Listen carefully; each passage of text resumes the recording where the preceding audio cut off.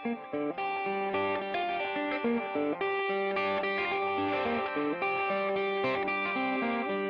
it's Rod Slater, and it's great to have you on board here today, and I'm really excited because we've got Matt here, who's a barbecue expert. We've got Reuben, who is a barbecue butcher expert, to show us exactly, and more importantly, to show me what we do. We're going to go through stages of how to prepare the grill and to put the charcoal in and the cooking process.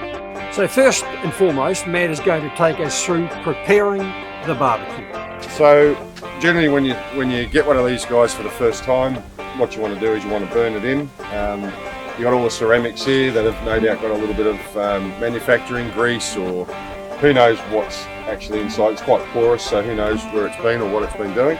Also the steel, it's stainless steel, all this stuff's porous as well.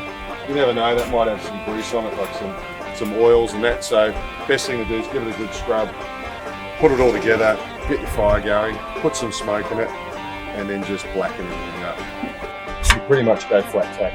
Right. Alright? So the more it's open, the more heat you're creating. That's it, that's the whole draft thing. More air, more heat. Have that wide open and have that daisy wheel wide back.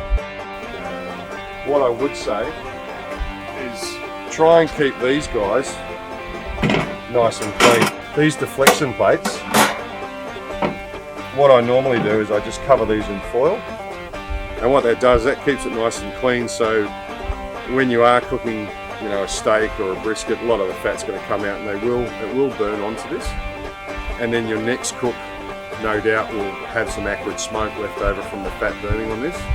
So if I just cover it in foil, individually half moon, cover it in foil, and then after that cook, or at the beginning of the next cook, I come in, open it up, pull these grills out, I'll take them, give them a clean, and I'll just unwrap the foil, throw it in the bin, and then I'll re-wrap again.